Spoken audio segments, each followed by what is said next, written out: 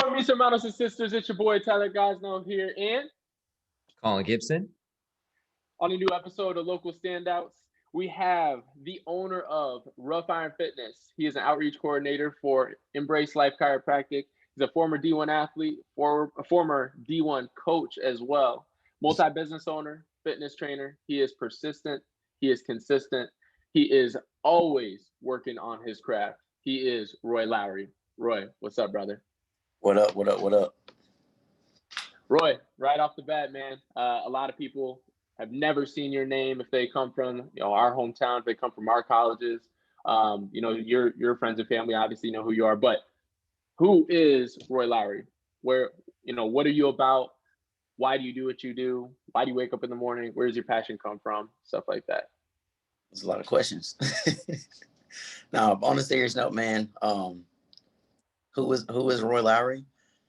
I would just say overall, man, I'm a person who strives from being uncomfortable each and every day, honestly trying to make a change in the world when it comes to a lot of things, giving people that mindset of like they can conquer anything overall, and just putting them in a different place in life where they can just overall conquer and just be a different person, like become comfortable being uncomfortable with a lot of things. And then pretty much passion, man, I just want to change the world, especially when it comes to fitness. A lot of people have this, they have this concept of like, not really wanting to be themselves overall. They're just always down when it comes to a lot of things, but just changing the fitness world is just understanding like, you don't have to have this perfect body right here. Everybody's pretty much different. So just kind of going off on that, tell us a little bit about your background. Where you come from? How'd you end up where you're at? Background, I'm originally from Carrollton, Georgia. So it's like the east side of Atlanta, pretty much the outskirts. I wasn't really raised, I was raised in a good area, but it wasn't a lot of like violence, all those types of things. As soon as there, I went to Central Arkansas. I ran track and field. I did the 400, 100, 200, 4x1, 4x4. And I don't know if I mentioned long jump in there as well.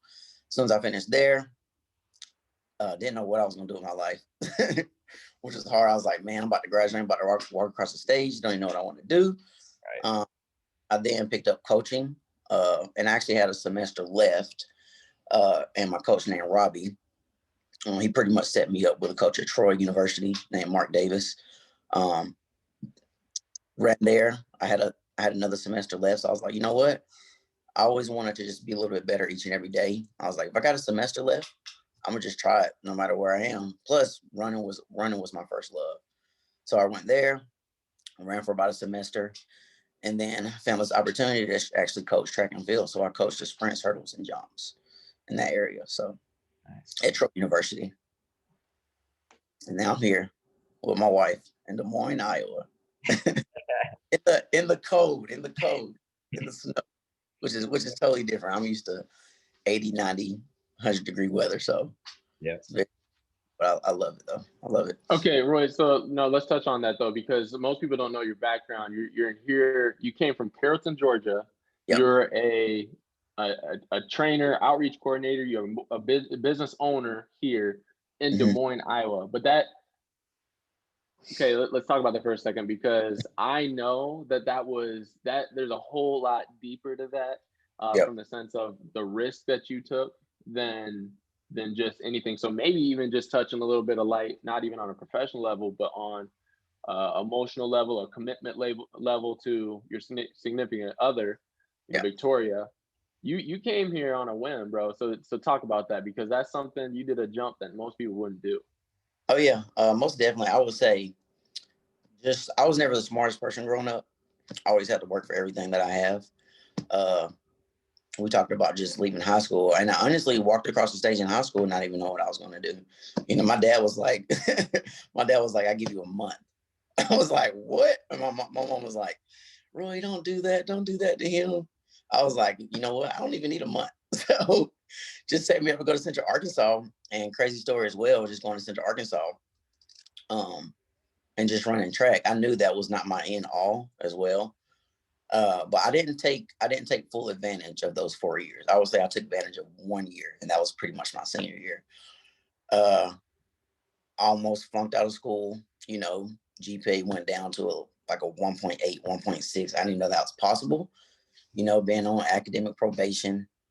And then I had to pay out of pocket. And that was when everything just pretty much flipped with me, you know, just spending my own money out of pocket. Like I said, I didn't know what I was going to do. So I had to pretty much kick it in gear. My senior year, you know, after going through all that stuff, honestly, not being able to afford college, just going out of pocket. I pretty much, like I said, I pretty much flipped that year. And I'm trying to think of the time.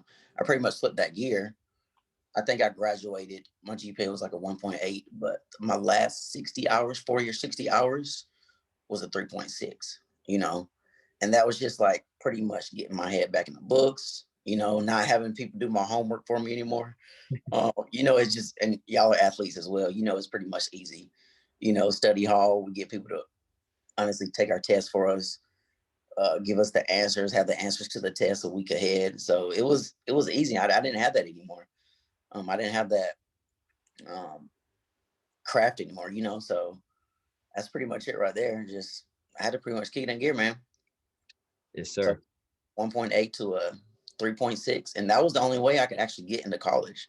They went off of my last 40 or 60 hours to get my master's. You know, I was like, you know what? I was like, I'm getting my master's. You saying I got accepted into this program with my previous GPA of 1.8 from a 3 to a 3.6. I don't know, it was crazy. So I just took full advantage of the opportunity and I just never turned back, you know? So I always figured, even going to Central Arkansas, you know, honestly, if I would have stayed home and back in Georgia, either would have been shot, dead. And there's nothing wrong with being your hometown, but specifically where I'm from, it just, if you don't leave, it sucks you in. You know, like it's not a bad place, but for me, it's a bad place. So it pretty sucks you in. So that's why, you know, I told myself, no matter what I do, no matter where I go, I'm gonna take this opportunity to form new connections. And that's what I did. I was 4 years in Central Arkansas. Took another opportunity to move back to Alabama, while Victoria was in South Carolina. And then we're pretty much distant a couple of years of our relationship. So I was like, you know what? I'm gonna form new connections in Arkansas, 2-year connections Alabama. And I took another opportunity here in Iowa. Regardless, she might get on to me for saying this. I was like, you know what? You know, I love you. We've been together 5 years at the time. If we don't work out, I still form new connections in Iowa. So that's just my mindset. It's just my mindset overall. I think for the future, you know, I try my best to set myself up for success. Right. So right. Sometimes opportunity that I can to be out there in the community. Because if you don't, I mean, you're going to be stuck in the same place. So that's why I say be comfortable being uncomfortable. Right. Love it. So obviously you grew up with a life in sports. So would you say that fitness was always a priority to you just through that, or did that kind of come separately outside of sports? Where did you kind of fall in love with fitness, and how did you kind of fall in love with fitness? Oh man, fitness. I would say fitness. It was a part of my life. Just growing up, I was always active. Like I played baseball at a young age, football. I played basketball. And then my main sports were track and then football. So I dropped 2 because it was just too much for me once I went to junior high school. So I'll say, yeah, fitness has been a part. And actually, after what actually was during high school, this guy that goes by the name of Sanchez, he actually trained my mom at the time. And he asked me basically what I want to do with my life. And one question he asked me that I'll never forget, he said, if you could do anything in the world, you got the day off, anything, no matter what it is, what would it be? And all my answer was like, you know what? Like I would work out. You know, I love working out the time. So that also hit that shift of, all right, I want my life to be revolved around fitness. So that's the one question that he asked me that pretty much stuck with me. You know. So that's inspiring though, Roy, because most people, as I'm starting to, you know, network with multiple different people, different characters, if you will, personalities, every which way, and so you start to hear things. Obviously, we're all athletes. We do like to work out, but Roy, you've definitely come across a lot of personnel that don't necessarily like to work out. Maybe they have like a negative emotion or connotation around that. Do you see those types of people that don't enjoy working out, like somebody like a Roy Lowery that would love to on their day off just work out? And then how do you handle those personalities, those maybe insecurities, maybe just challenges? How do you handle that? Honestly, man, you have a lot of people that don't like to work out. They would rather just sleep, be a couch potato, watch TV, Netflix, game. Those, which is okay, which is actually okay. But when I get to know these people, especially women in the gym, I have focus meetings with them, and the thing that I ask them, I say, well, where do you want to be a year from now? So I kind of hit that more so emotional aspect of talking to them. And my number one thing is, what's your why? They'll say, I want to be healthy. I want to look like this. I want to look like that. I want to lose weight. I want to be a better person. And I look at them in the face and say, what's your why? So they get a little bit deeper. The next thing they say, you know what? I want to do this for my family. Look at them again. What's your why? So I literally ask them 6 or 7 times until they can pretty much, what's the word? They can pretty much just be sincere with me and everything, because that's the most important thing. Anyone can get up and work out, but what's going to be the longevity of you working out? Like, what's going to be that mental aspect to kick you in gear? Like, and the one thing that I say as well, do you want your kids to be able to see you live? And that pretty much is a trigger. And I tell them, make your why emotional. Like, you might not be a crier, but make it to the point where it makes you emotional every day. Because you're going to come on that floor and, work out every day. You're not going to do it. And what's going to happen once you reach that goal of like being 170 pounds, 140, 220, so that's why I say that why is going to be the number one thing for them. But yeah, man, I pretty much deal with it all the time. Working out's not for everybody, but sometimes you gotta do what you don't want to do in order to be where you want to be. So, right. And I kind of know what you're saying a little bit too, because I was actually a personal trainer for a couple years down here. Yeah. And with personal training, there's just so many like misconceptions with it. I think a lot of people think it's just simply like, you're just working with people who either want to get big or lose weight or something like that. But, I never had it like that. It was always somebody was coming in with, I have sciatica in my back. I'm coming off a torn MCL. There's always injuries to overcome, things like that. And even just waking up certain days, like their shoulder hurts. So you could have a complete workout plan for somebody doing shoulders, but they come in their shoulder hurts. So like, how have you, overcome some of those, not only the misconceptions, but just the injuries themselves? Like, where does your schooling and certification knowledge come into play? How have you balanced all that with your training? I pretty much say just when it comes to, because I got my master's in exercise science. Another funny story with that, get my master's in exercise science. I think my first class was biomechanics. I was like, what the frick? I was like, I looked on the board, I looked at my paper, I was like, what are Newtons? I was like, what is this formula? It was like a foreign language to me. I didn't know how I was gonna do it, but I ended up getting a B. So, but it's pretty dope, man. Just going through the program and everything, I learned how to actually move your body, and it's a lot. It's crazy, man. It's a lot of things I had to unlearn going through the program that I thought was like healthy for people. Yeah. Like when it comes to like protein intake, you don't have to have protein right then and there after you work out. Just get it in within that 20-hour period. Another standpoint of, because everyone's body's different at the end of the day. You got different type of diets, but going through pretty much like a whole foods approach when it comes to things. Like everything starts from inside. It's not just working out. Like, well, you got the shoulder injury, you got this back injury. Well, what's your job? You work at a desk all day. How's your nutrition? Are you getting the adequate amount of protein daily? So it's things that they're doing that's adding up to causing the injury. And especially when it comes to chiropractic care as well, this is stuff that people actually need. And it sucks that we have to invest so much money into our body, but you can go to McDonald's and get something super cheap. you know, but I would say it pretty much starts from the inside out and just unlearning and relearning how your body works, not other people's body, but how your body works when it comes to nutrition, protein intake, all those types of things. Answer your question. Yeah, well said. Well said. Yeah. Well, oh, go ahead. That was it. Okay, I was just gonna say, you've gotten to the point too. For those of you that are listening, you made it this far. You've heard a lot of the audio up to this point. Is one thing about Roy that I find incredible is not only the part that he keeps saying, get comfortable being uncomfortable, but I keep resonating with that because I've seen him actually live it out. I mean, it's one thing to train males as well, Roy, but male is not exactly his number one customer base. Roy has become a national on several occasions, a national number one trainer.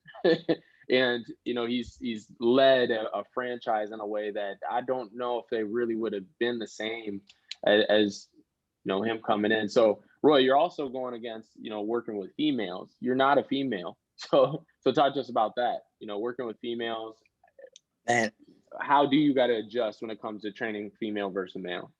Man, do you know the strongest people out there? Women. I've seen, and it's crazy, man, because like I said, I had this conception of like just training males. That's how I had to be. Man, these women are just unbelievable. They're just strong. They're all mothers.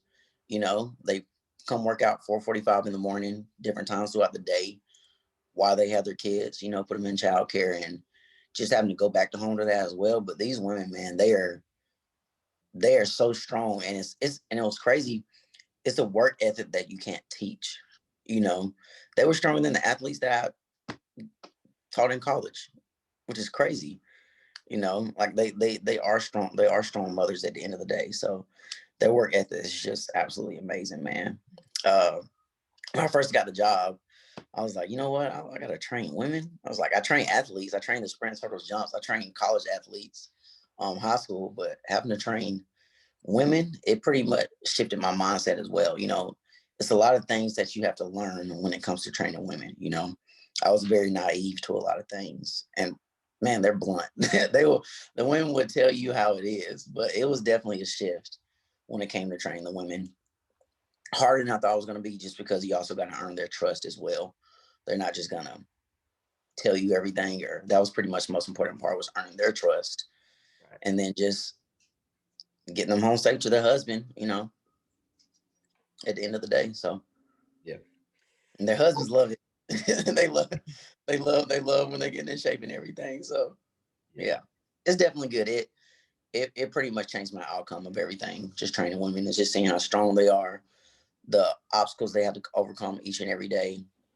Because personally, I don't think I can handle 3-4 kids come work out, take care of their family, take their kids to school, all different type of things, man. I personally couldn't do it. So yeah, kudos to them. So what would you say makes your training different? Why should people train with you as opposed to, some other trainers in Des Moines?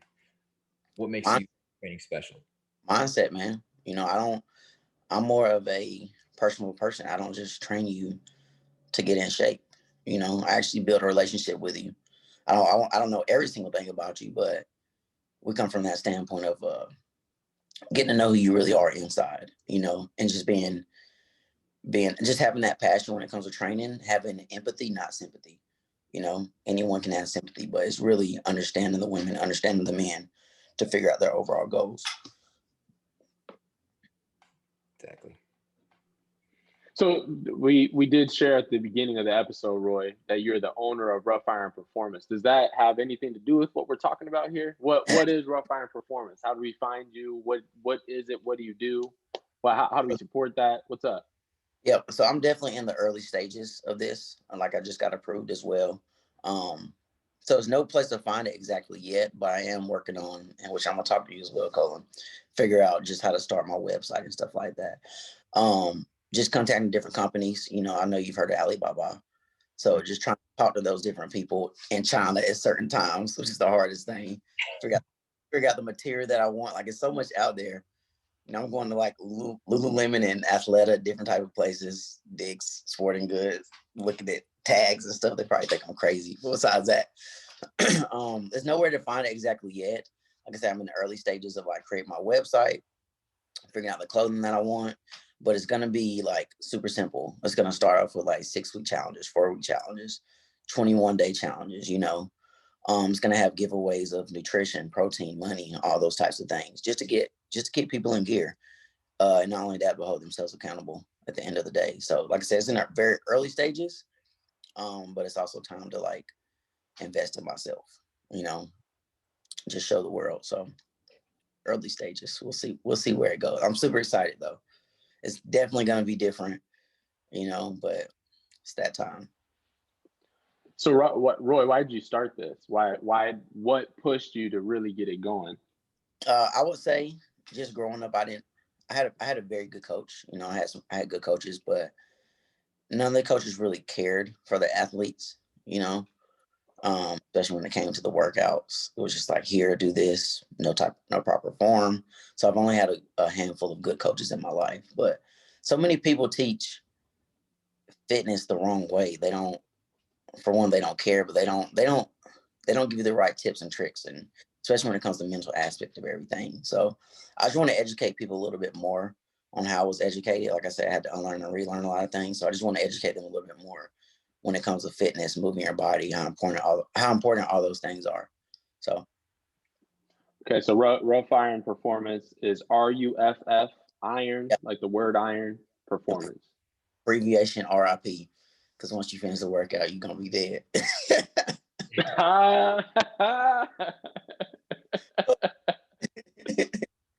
Yes.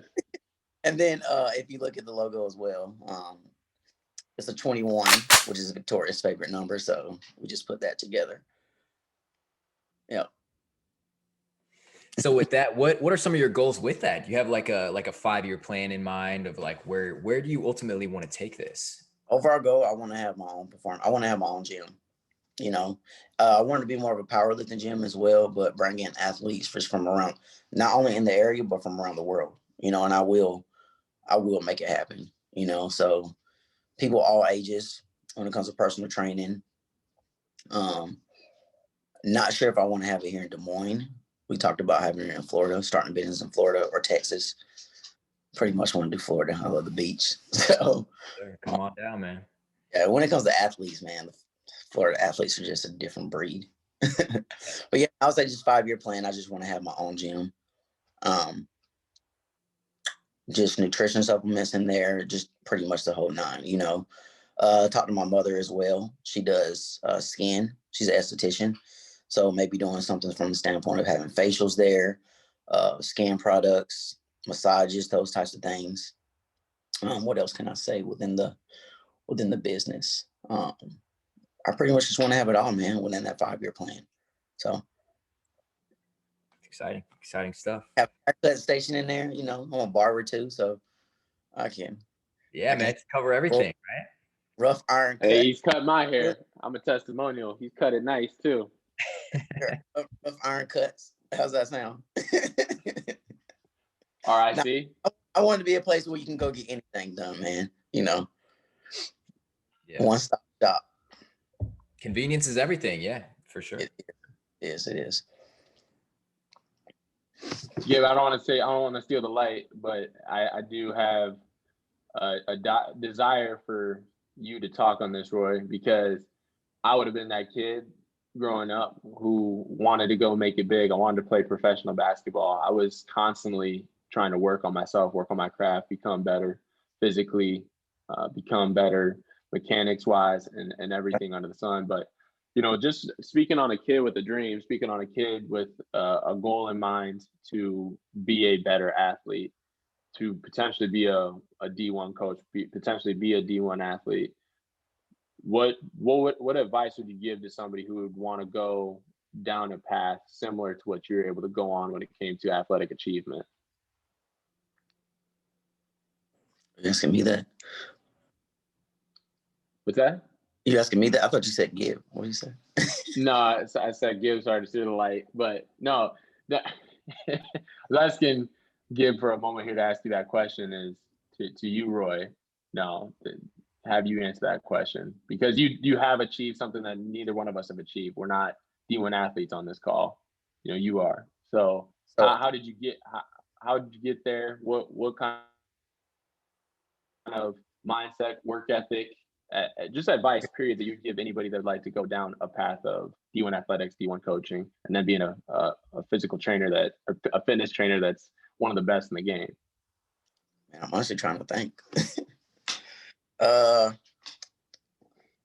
any advice to a person who wants to, you mean like just step out of their comfort zone? And so to talk on this, I know from Victoria, obviously we're close. Me and you are brothers, and Victoria is like a sister to me. It's almost ridiculous sometimes, but she talked to me about the fact that you actually in the beginning, you're a D1 athlete, D1 track star, mm-hmm. but you actually used to struggle with balance with running, from what she told me. Yeah. So there's athletes that would have gave up, they would have buckled. Mindset would have shut them down. They probably would have sat on the couch, gained weight, gained insecurity about the fact that they don't feel like they're good enough, different stuff like that. They're not talented right away. And you turned it into a message. Your mess became a message. So, just stuff like that. Yeah.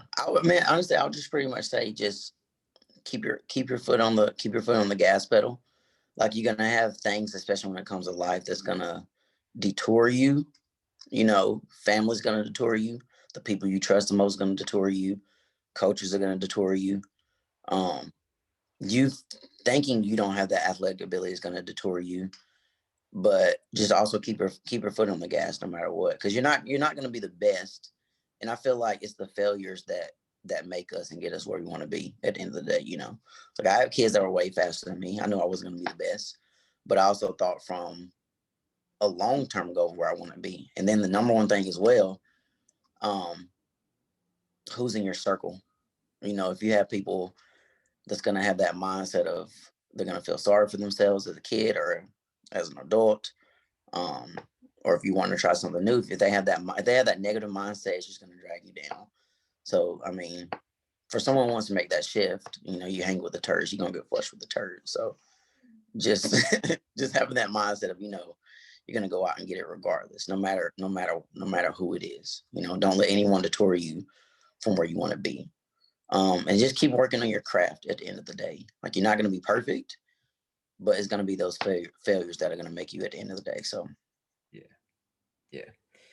I guess kind of the last question that I have, just kind of going off that too, is there's probably a lot of people who are listening to this who might be on the fence about, wanting to make that first step and working out, or just kind of taking that jump, whether it's, the anxiety of the gym or whatever it is that's keeping them away. What advice or what would you tell them, basically just to motivate them to come in and work out with you? What would you leave them with? 3 words: just do it.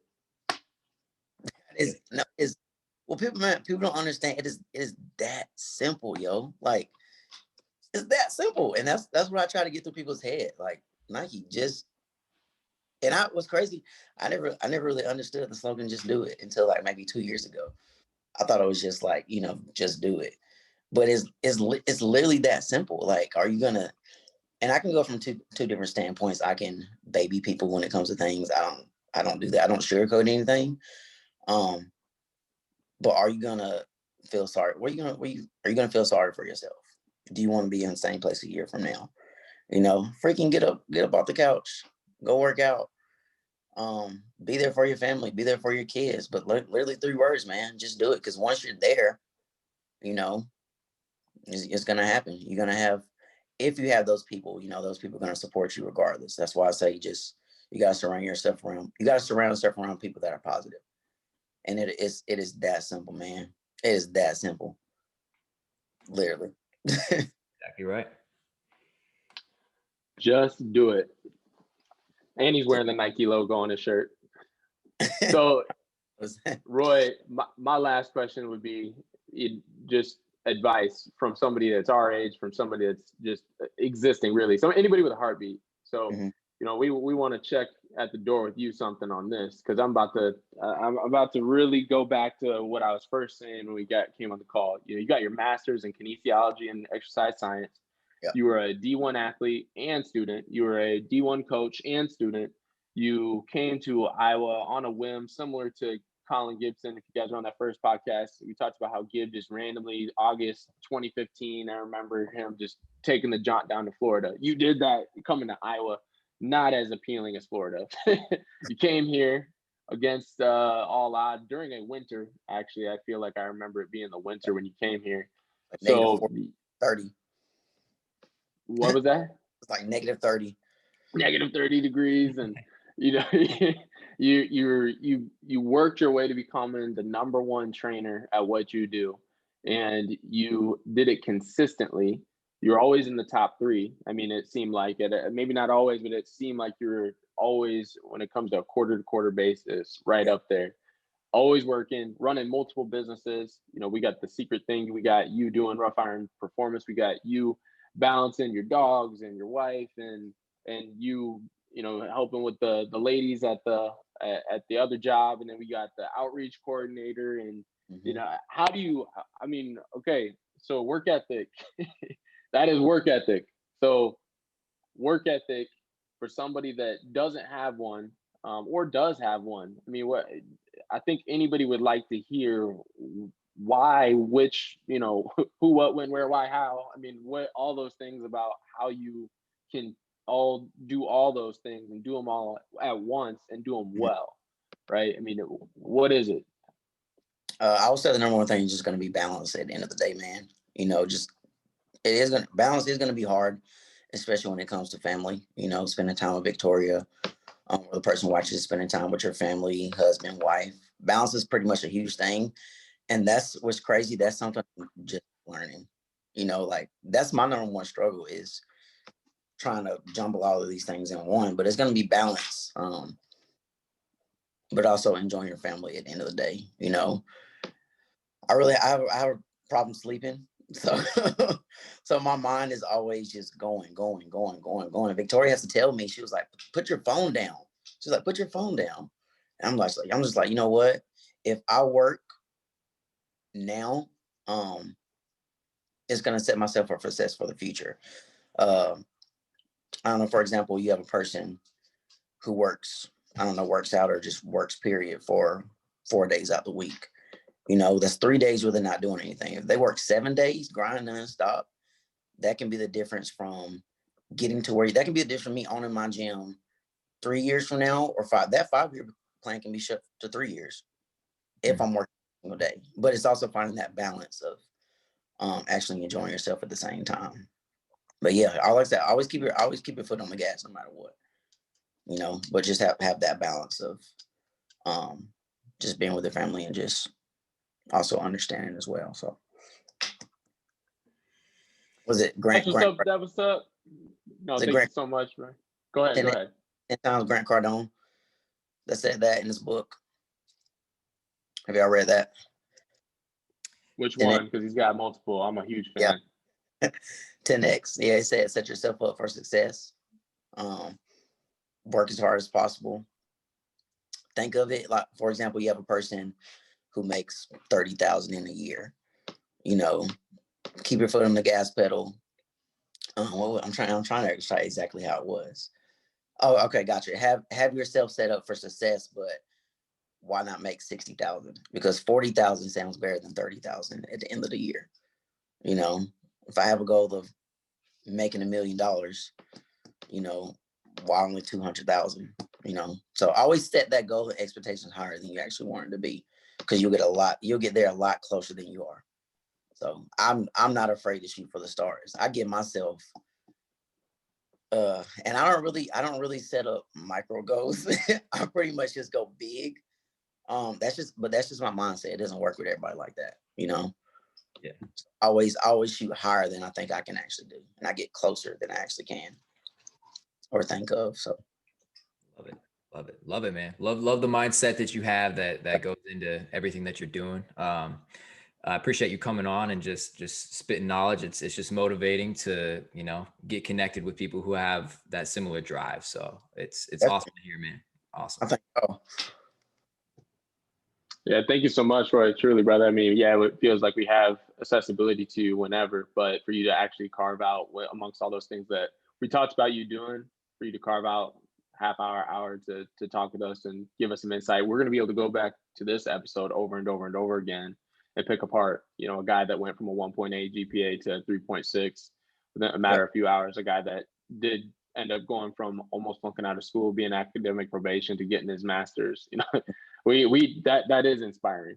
so for you to be vulnerable like that too, most people wouldn't want to tell that. So I appreciate that. Appreciate you telling that story, being completely genuine with everybody on here too, and taking time out. So guys, with that being said, that is Roy Lowery. I looked on his Instagram. It is Wreck-It R0Y.